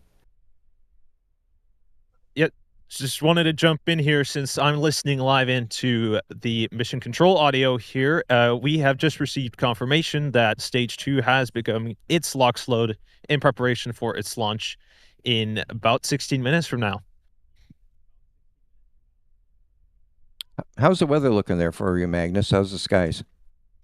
It was originally relatively clear earlier today. Unfortunately, it does look like that marine layer has come back in over land. So I do expect we'll see the rocket for about 15 seconds after liftoff before it goes into that marine layer. It is quite windy, which is why we're seeing some of those cameras move. But apart from that, it does seem like it is within the go criteria for launch. And if everything is good, we should see a launch in not too long from now. Magnus, I'm not overly familiar with the Vandenberg layout. Where are you in relation to the vehicle? How far away are you? Right now, I am located at Surf Beach, which is around 3 miles away from the pad. This is the closest you can get to the vehicle that is available to the public here at Vandenberg Space Force Base and offers really good viewing here for Slick 4E launches that are landing on drone ships. Good. Older version. I believe this is from Durapinator 95. What are the potential uses for Mars and Starlink? I'm assuming you're talking about Starship for this. Are there plans for using it as a space station? You think SpaceX will solve artificial gravity issues? I don't know if on the artificial gravity, I don't think it's going to be SpaceX, but there are a number of vendors. There's Vast. I've just watched a recent video from there. I know NSF has done a walkthrough through the tour. They have plans to ultimately use a core launched on the Starship down the road once they get down there. I think there's some others that are doing that. I don't know. Sawyer, what's your thoughts on Starship and things they will do other than, well, we got HLS, but other than Mars and Starlink? I mean, there's already companies, including the military, that is testing flat sats. So obviously there's some interest in a delivery method that has a dispenser for flat satellites and a lot of them, as we've seen with Starlink. So I think that is absolutely going to be a future is for those types of companies that say, hey, let's do flat packs so we can get a bunch of them on Starship. And beyond that, I mean, Starship is not in its final form. Let's say that. It is evolving. It is evolving. And I think over time, they will come up with a variant with a different type of payload dispensing mechanism so that normal satellites can take advantage of 100 tons, to orbit type deal. Yeah, they're just trying to get through the growing pains now with the vehicle, get the reusability going. I mean, HLS is going to be a big driving and motivating factor for this. So they got to get on orbit refueling. They got to get ready for Artemis 3. But the potential of this vehicle, once it is launching, and if Elon says it's going to be launching once a day, bring it on. We're going to have lots of pads going, and it's going to be lots of different missions that it'll be flying on. So how are we doing out here in Vandenberg? Coming up to about 12 and a half minutes to go before launch. We got a little ways before the engine chilling begins.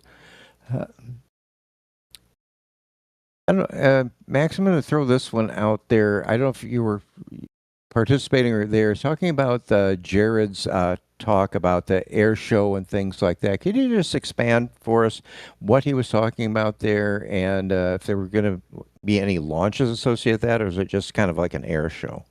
Sure. So, as some of you may know, the first A in NASA stands for National Aeronautics and Space Administration, right? So it's not just rockets that we're seeing here at the Kennedy Space Center, nor is that all they work on at any of their sites across the country. Essentially, what the event is called Max Power, and essentially what that is being branded as, and what the event is going to be, is essentially a massive aerospace expo of a whole bunch of NASA aircraft, and they will also have appearances from aircraft with the Department of War, and also the Air Force Thunderbirds. And we are always happy to have them in town as well. So it's going to be hosted at the shuttle landing facility. I will not call it the launch and landing facility because that just feels wrong. And it was also called the SLF during the actual presentation. So I'm sticking. I'm using that, and I'm sticking to it. So that's essentially what that's going to be. It'll be a massive air show here at the Kennedy Space Center, open to the public. Not quite sure how they're going to handle that, whether they're going to be busing people in or having people park over somewhere. Have not read up on that, to be honest with you, but I would imagine people are going to get bussed over, but I'll have to have a gander at that later. But that'll be taking place on November 7th and 8th. It'll be an entire weekend's event, and as it is now, if the weather holds, being that it's in November, it should. That should be a pretty spectacular show, considering the aircraft and spacecraft and personnel that are going to be there. So, fingers crossed, all goes well. And I, for one, am very excited about it. That should be just awesome what they get down there. Quickly from Amy Karkarcha is wondering about what is mission USSF-366. This is for the United States Space Force. It is a classified mission, so we'll not get any views of inside the fairing. We'll get views of the first stage and probably stage separation and engine ignition on the second stage, but we will not know, and we will not know what they are. I want to give some thanks to Far as on the rise for a $5 super chat. Thank you very much for the support. Is that the USSF need a backup to Vulcan and their sun synchronous observation satellites. Starship might not have enough flight heritage soon enough for them. Yeah, I think it's going to be a while. I don't know if there's another vehicle. I don't know, Sawyer, between if they're using Vulcan, would there be an alternative for Vulcan for those missions? Yeah, New Glenn. Oh, wait. Slight problem with that one at the moment. Oof. I mean, tell me I'm wrong. Those are the main ones that they've been working on for the NSSL contracts, which is these type of national security missions for Space Force and NRO. So right now, yeah, they're pretty Falcon dependent.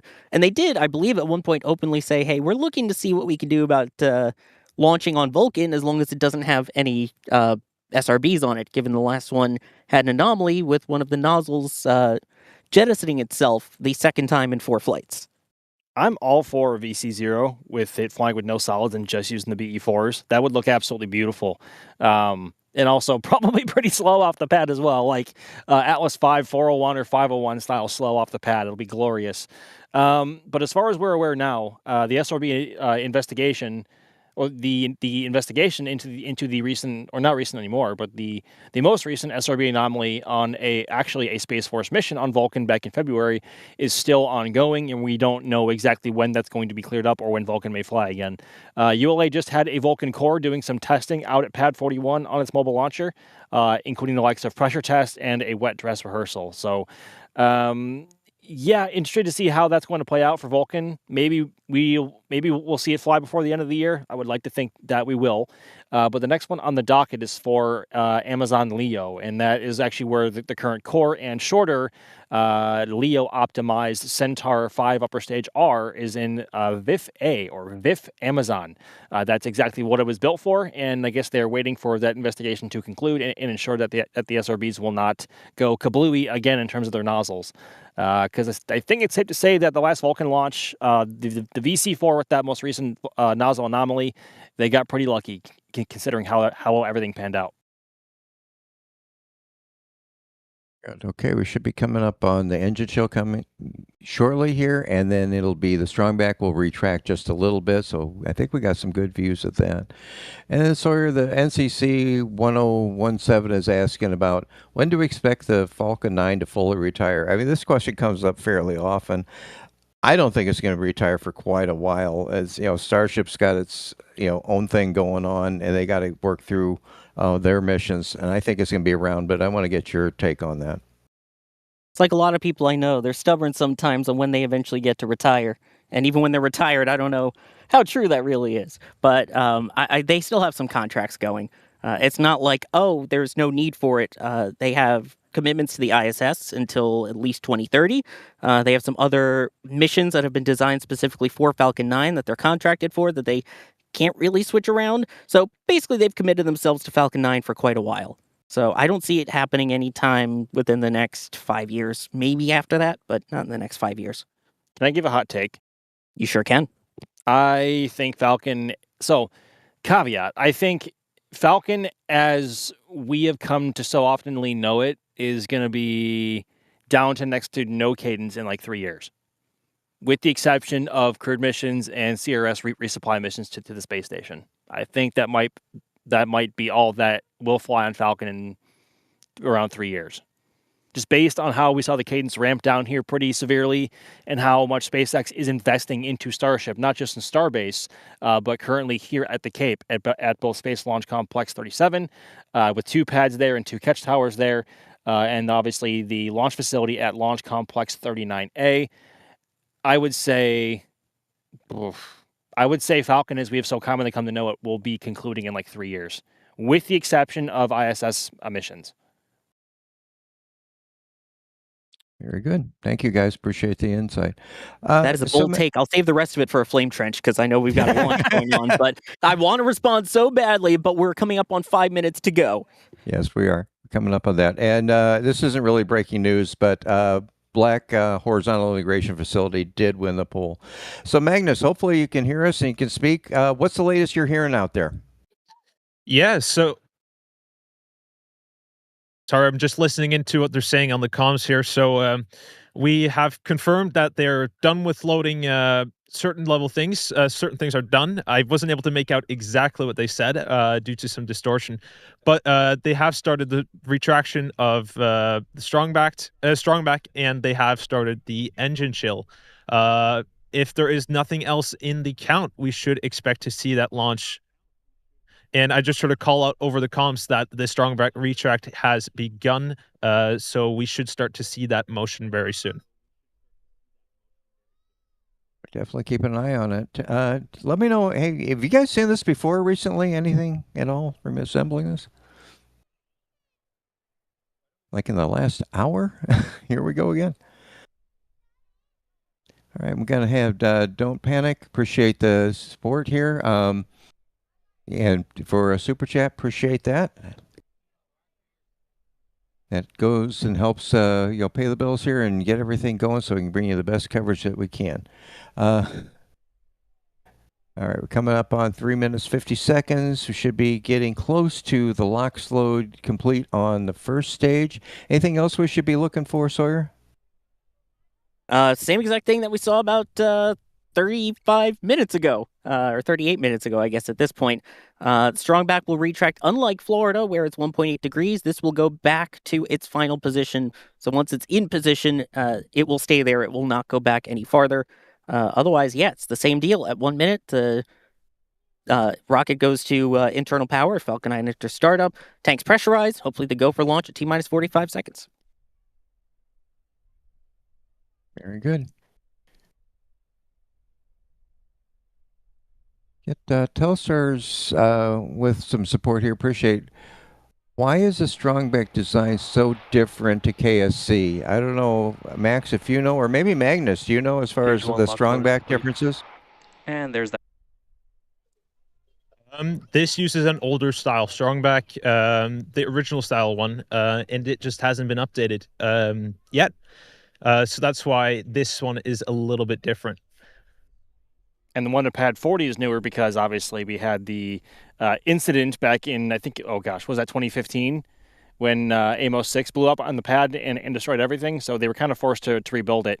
And then obviously the TE over at Launch Complex 39A is reinforced to withstand the forces and support Falcon Heavy. So all 3 Falcon pads have different TEs, which is kind of cool. Yeah, definitely see how this has evolved on the different flights here and so different pads. Okay, we're coming up on 2 minutes here, getting down the nitty gritty. Magnus, do you need to go for to run your cams? If so, we'll talk to you on the other side. If not, we're happy to have you here. Yeah, before I go, I will just confirm that we just heard over the comms that Stage 2 LOX load is complete. Very good. Here we go. Minute and a half. Again, coming up shortly here. We should be hearing startup. We'll wait for the call out for that, followed by that the launch director will confirm or approve for the flight. So that should be coming up just in a few minutes. Got quick support here from Anonymous. Thank you very much. Got something from the store. A Hawaiian shirt. Those Hawaiian shirts are great. Thank you. Love all the work you do. Keep on. It's our pleasure. It's our passion here. We sincerely enjoy bringing this all to you. Okay, let's listen out for the call outs.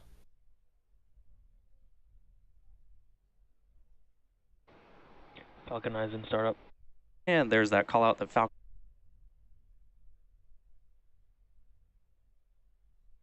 Great sign. Let's hear for the next one. Go for launch. And there's that. And here we go. So hopefully we'll see the green T-tub coming out there prior to ignition. We're in the final stages here. So sit back, relax, and enjoy this next launch.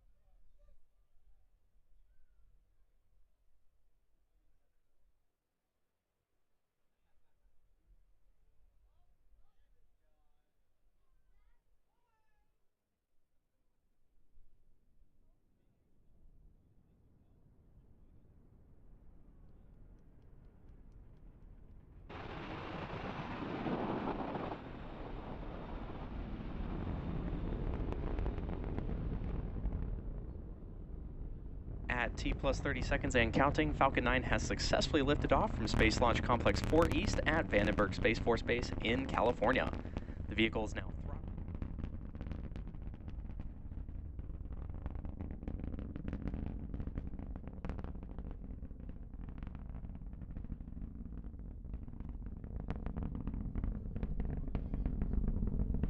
And a beautiful launch here from Vandenberg. I love the cloud cover back there. Hopefully from this view, we'll keep our fingers crossed as it goes toward the sound barrier to see if we get the cone coming off of there. Because that's in effect as any vehicle passes through the sound barrier. And we should be coming up max Q just in about 20 seconds or so here.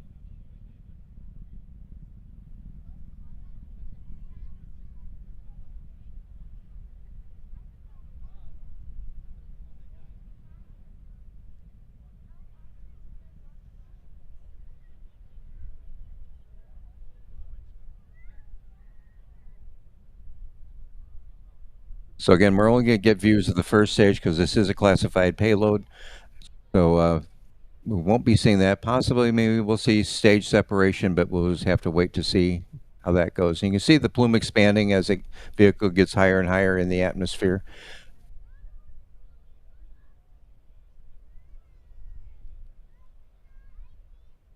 What do you think, Max? How's this thing looking compared to what you just saw? Looking pretty good. Although from here, we don't have the onboard cameras, or at least I don't, and my camera's not on the rocket. But this is always a sight to see.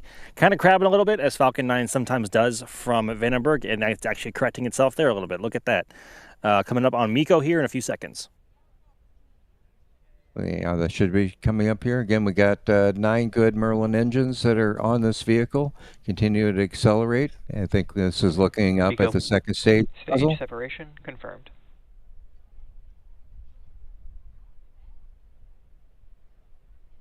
MPEG startup. And there we heard those calls. Hard to tell, but that looks like a full-sized Merlin vacuum compared to what we saw earlier. Yes, it does. Oh, yeah, by the way, Stubby came back. I'd love to see it. I saw. Yeah, love it, sure. Now, the first stage is going to continue coasting higher in altitude just from its momentum, and you can see the grid fins are expanding. Those will take more effect as soon as it gets down to the lower parts of the atmosphere, but it's turning around, and we'll get the entry burn in a little bit. When does the entry burn happen again, Sawyer, for this going down to the drone ship? For this one, I have to look. I know my Cape times. I don't know my Vandenberg times. This one, the entry burn happens about 6 minutes into flight, and the landing merge should happen about 8 minutes into flight. Very good. Beautiful view out there. It's just interesting to see, because of the time of day out there, that you get the sunlight in there. Nice view for coming down, looking down back at Los Angeles and that whole area. When there's not clouds, yeah. Sorry. The East Coaster in me is, yeah. Still great views of what we got at liftoff there from Magnus. That's for sure. Derpin 95 is wondering, can we have a black rocket with white racing stripes? I don't know, does Rocket Lab, does that fall into that? Doesn't Falcon 9 already like white with black racing stripes? Because it has obviously white tankage, black landing legs, a black aft section where the engines are, and a black racetrack going up the side. So kind of already do in a way. Yeah, and when they check the seams for the inspections every 5 flights, you get clean areas too that are stripes. Yep. And some flames on the side of it? Oh, they put the flames underneath it. So. The engines do that for it. Yeah, don't need that.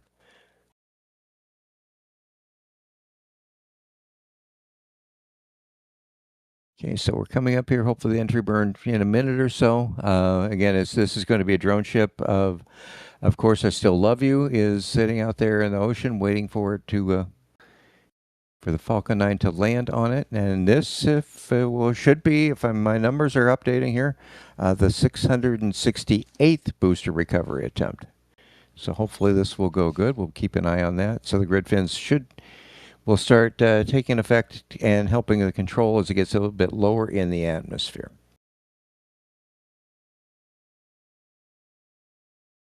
And so what we're looking at right now, that physically pushes the first stage away from the nozzle of the second stage. Is that correct?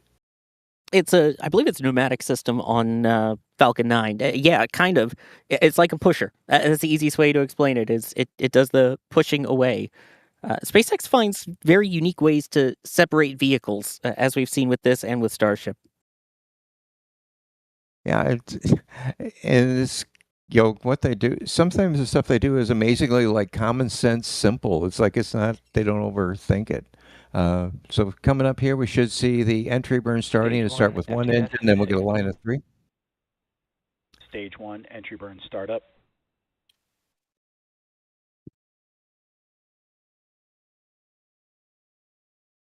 And there you have that.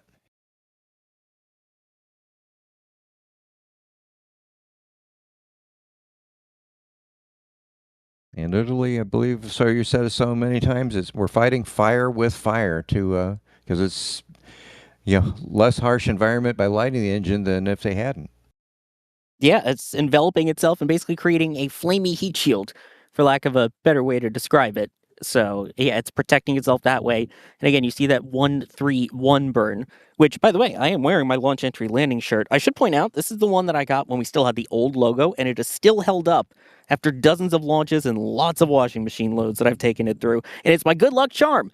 It's launched. Obviously, we had 2 today now, and setting a new SpaceX record of time between 2 launches at just under 40 minutes.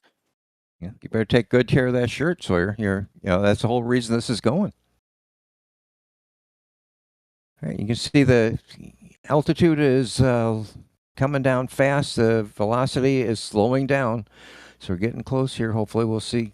It'd be nice if they get through the cloud layer and we can see the drone ship coming through here, but we will see what we can see. I'm sure, it's been nice. I think, Maxie, as far as when they do the drone ship landings now with the Starlinks, we get so much better views now than we did before. Better views, and especially on a shortfall gravitas here on the east coast of Florida. We have a microphone there as well to hear the sonic booms and the audio from the Merlin, but should be coming up on landing burn ignition here in just a few seconds. We should maybe see, look at the vapor through the grid fins there as it goes transonic. Wait. Should be seeing the drone ship popping up here in frame at any moment. We are through the cloud layer now, and we are standing by for landing burn ignition. There it is, through the grid fin there. There's the drone ship. In fact, And right below there's it that now, clock. there's Of Course I Still Love You. There's ignition, those grid fins putting in overtime work. This is their time to shine to help steer Falcon 9. Stage 1, So landing leg next up, deploy. come on, do the thing again.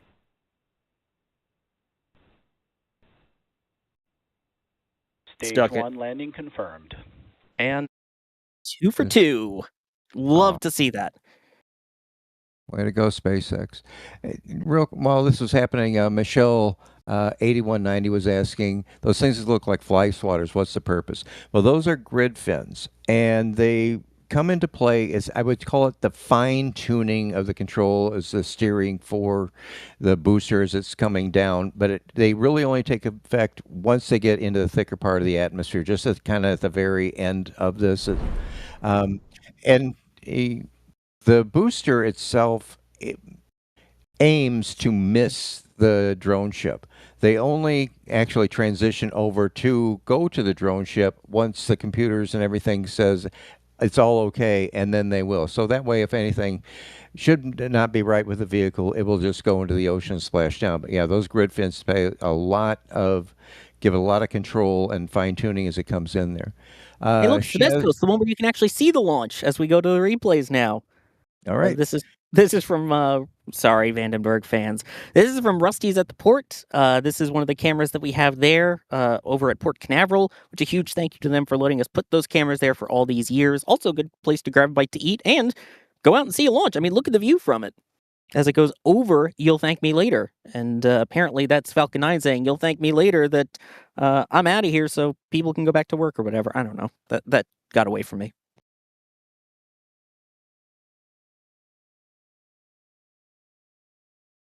Should be coming back into frame here in just a couple seconds as the booster comes back to LZ40. Oh, never mind. Still launched. Yep, we've got 2 cameras there. Woo! Apparently we're going to see all the launches first. So it's going to go up, and then down, down, down. I don't know how many replays we have coming down, but a bunch of them. And of course, we have the DY slow motion too coming up.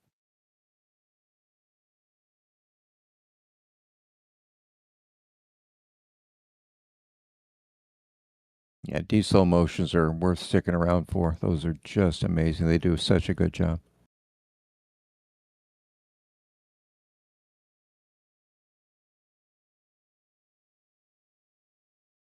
I can't get over that they opted to park. You'll thank me later right there, right in front of Pad 40, and Falcon 9 extends from right on behind it.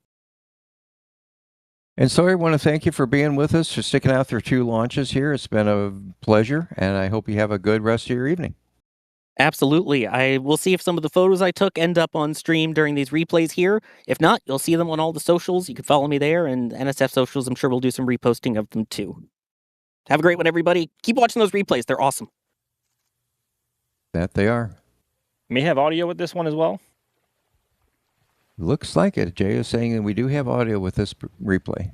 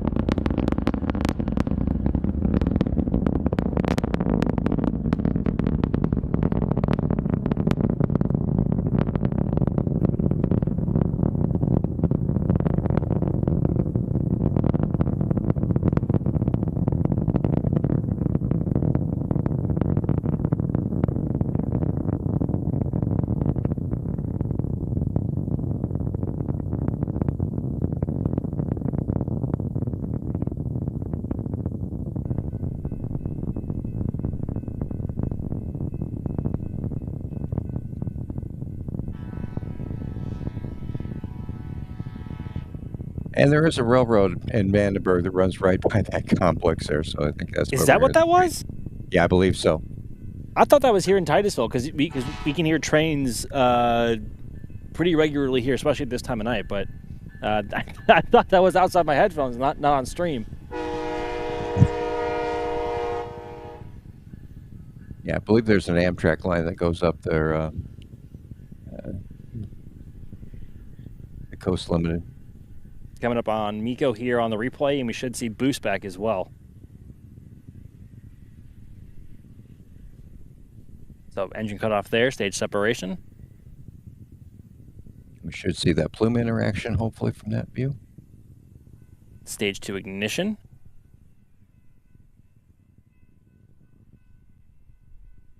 And Falcon 9 booster ignition for its boost back. And look at that. And that's what we're talking about. That's the exhaust interaction of the first stage booster firing retrograde or against its direction of travel there.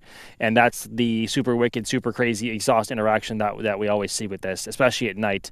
This is why we call it the Falcon 9 Nebula, and it only happens when a Falcon 9 booster comes back to land at night, because it's a lot less exciting to see this during daytime, even though it's a lot easier to track the booster down to the ground.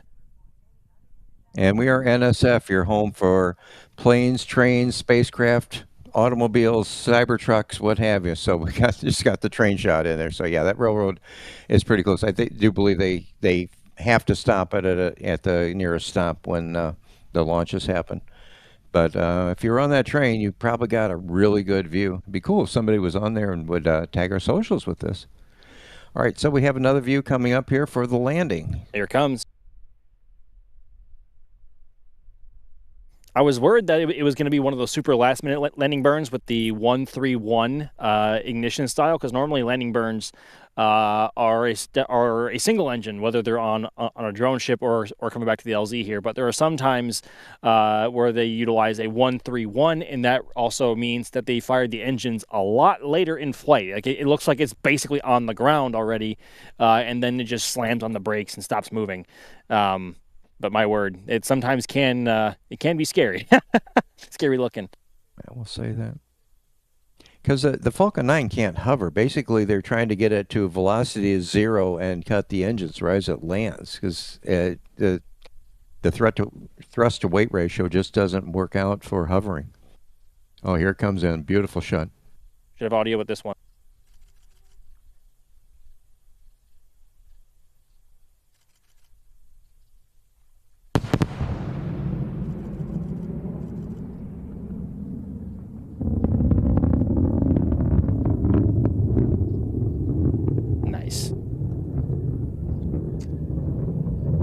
Those sonic booms never get old, man.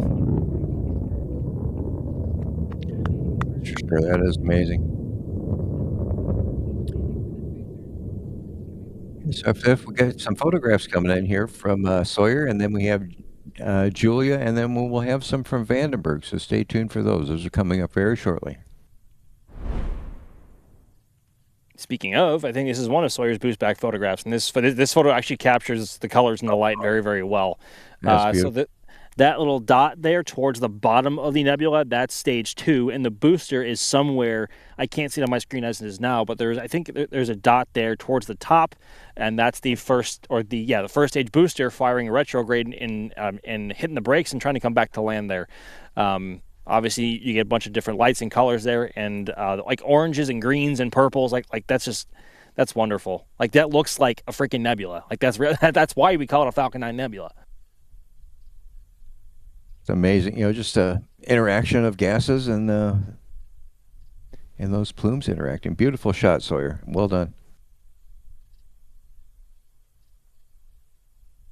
Streak shot here now from Julia, and based on her framing, she was north of the pad and just caught entry burn at the very top of her frame there. That's very well done.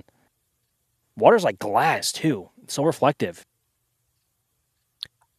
I'm totally clueless, Max. How do you do a shot like that? I mean, we'll get to the next one, but maybe we'll talk about that. Let's see this replay then. But I'd be interested to see how that happens. Sure.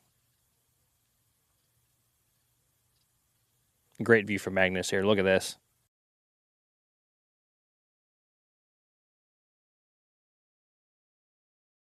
and into the clouds. Well, you know, West Coast. But still, we got to see quite a while here. All right, another one coming up here from Magnus.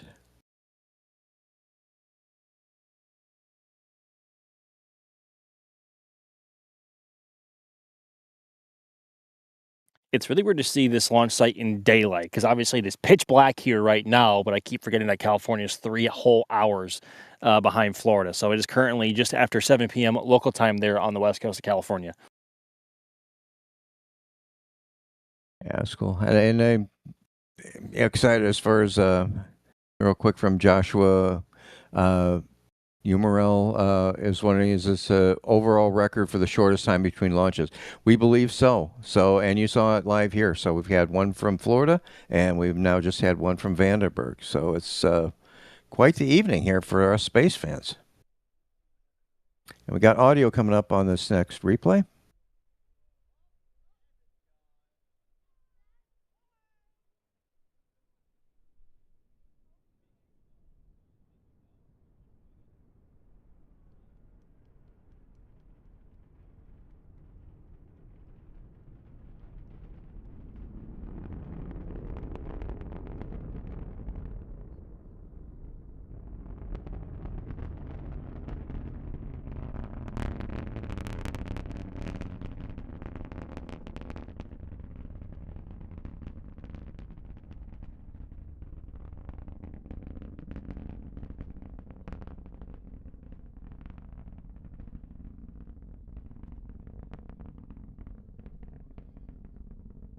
Seems like it took the sound a long time to hit where Magnus is from his perspective, and that can be due to a wide variety of reasons. I mean, he said it was pretty windy at the launch site today, which would actually affect how long it takes sound to get to where it needs to go.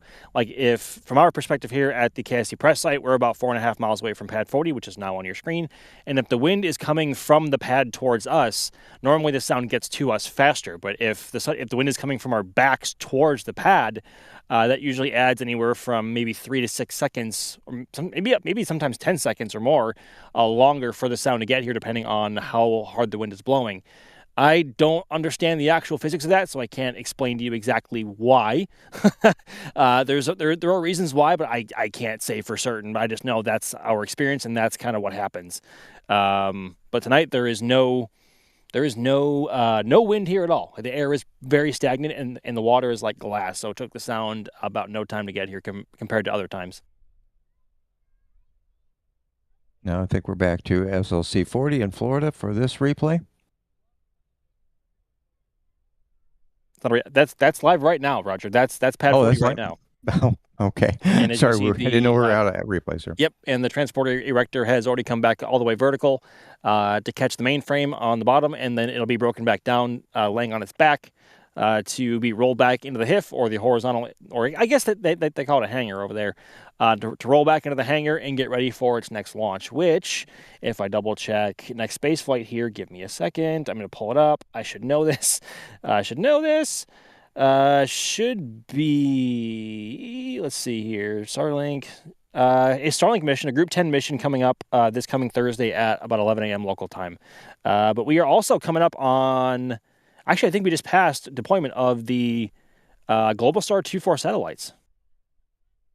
Yeah, it looks like it. I think SpaceX has posted something on there on the deployment on there, so that's good to see that they have made it to their proper deployment status. I don't know if they'll do orbit raising on their own, exactly the details on that, but we will see on that. We got Jeffrey Monterey. Max, I don't know if you know this. I know when we see the Falcon 9s come back, they're good and sooty. He's talking about removing soot from the Merlin engines after use. I would imagine they do complete cleaning of the engines themselves. Maybe not so much with the booster and the tankage, but those engines would have to have a good going over. Is that what your thoughts would be? Before I get to that answer, Roger, check out the live view here from on board Falcon 9's upper stage. You can see one of the Globalstar satellites there, looking down towards the Earth there with the clouds and the ocean. That's just a wonderful view. Preparing for deployment here. I want to say somewhat soon, even though I don't see it marked on the actual time scale there on the bottom. I think they're staggered pretty far apart this time, I think. but they were still alive. So, but our mention had frozen from SpaceX, so we missed the beginning of the deployment sequence. So, apologies about that, folks. We are juggling with a lot, and I believe the sequence I began at around 1 hour and 2 minutes and 42 seconds was the first deployment. I'm sorry, ends at 1 hour and 2 minutes and 42 seconds. It began at 56 minutes and 29 seconds. There we go. Actually, in the bottom right of your screen there. Look at that. There goes one more. Yeah, it's always cool when you get to see the satellite deployments from those, how they just float away like that. Very graceful. Looks like 2001 type stuff. That's really cool. Something about watching satellites just lumber away from its upper stage in zero G ever so slowly like this. Especially when there's a whole group of them. Yeah, it's always interesting to see too how they are mounted, in the framework there, what the mounting hardware is on the top of the second stage for the various types of payloads. I mean, that's a science in itself. You got the satellite, you got the rocket. Now, how do you put the two together so they deploy properly? Yeah, I think this is coming up here, of course, to the end of that deployment. So we'll definitely keep an eye on, I'm sure, on socials, on X, that SpaceX will be confirming when this is complete. I think I see a couple of satellites still on there, though, and we're past the point of the last satellite in the deployment sequence, unless I'm seeing something wrong here. In terms of those are supposed to be there, but those look like Globalstar satellites to me. Maybe they're doing some corrections and they just have not been released yet. But we are past the point of when the deployment sequence was supposed to end. So I guess we're waiting we are standing by to see if these two end up deploying or not. Yeah, it definitely looks like there's still some attached there.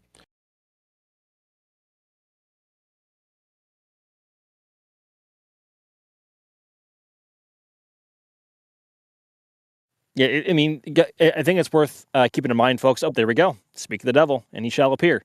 The timelines are approximate whenever SpaceX posts something. Sometimes they hit the mark right on the money, but despite Falcon 9 being such a reliable launch vehicle, there are always slight differences in its flight every single time, and those sometimes add up to seconds or minutes in differences for deployment. So, and there we go. That looks like the last one there on the left-hand side of your screen.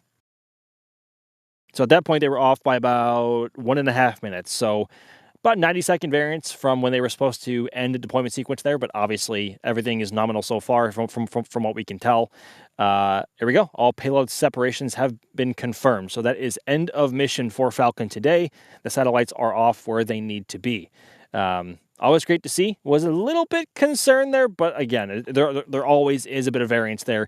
Kind of like how the entry burn and landing burn are never the same on each Falcon flight, despite looking very similar in terms of timeline. That is all dependent on where the booster is and when the booster itself deems appropriate to fire its engines again. So there's always a bit of variance in each flight. Okay, and I think we guys did get confirmation. We're seeing here in the back channel that all payload separation has been confirmed. And if you look on your screen, folks, Das has double his favorite shots. We got 2 launch pads without rockets on them after successful launches. It's been quite an evening. I appreciate you all being here with us. Again, if you got any final questions here, please shout us out. Give a NASA spaceflight. Be more than happy to do anything here for the ending. Coming up here. But we have, we're going to be taking off now, and we have just an extraordinary slow motion from D-Wise. They do amazing work. I just, can't say enough from them. So there they go. I've been Roger Smith. I've been enjoying it. Max, thank you very much for joining us. We've had Jay in the background. We got Magnus out at Vandenberg, then we had Sawyer, and then we had Jay Keegan producing, and we had a stop by Chris Bergen. So thank you all for joining us, and we'll talk to you next time.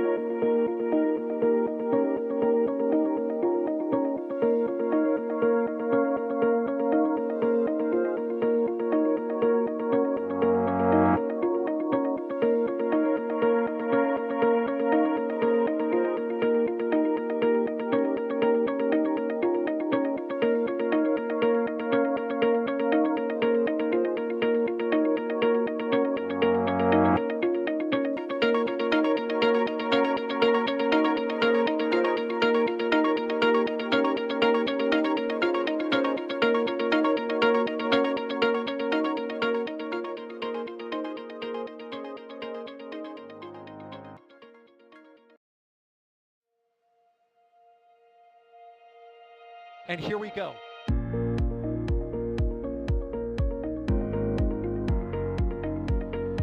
There's the W. Here's ignition. Doubling up. Did you just do a Kerbal? Back to the moon and beyond. Put that in the big bag, you know. Back at home, we all have a lot of work to do, but from here, that sure looks like a perfect world. Propulsion continues to be normal. We did have an observation. 343 unfolds to go. It's orange! Water towers can fly!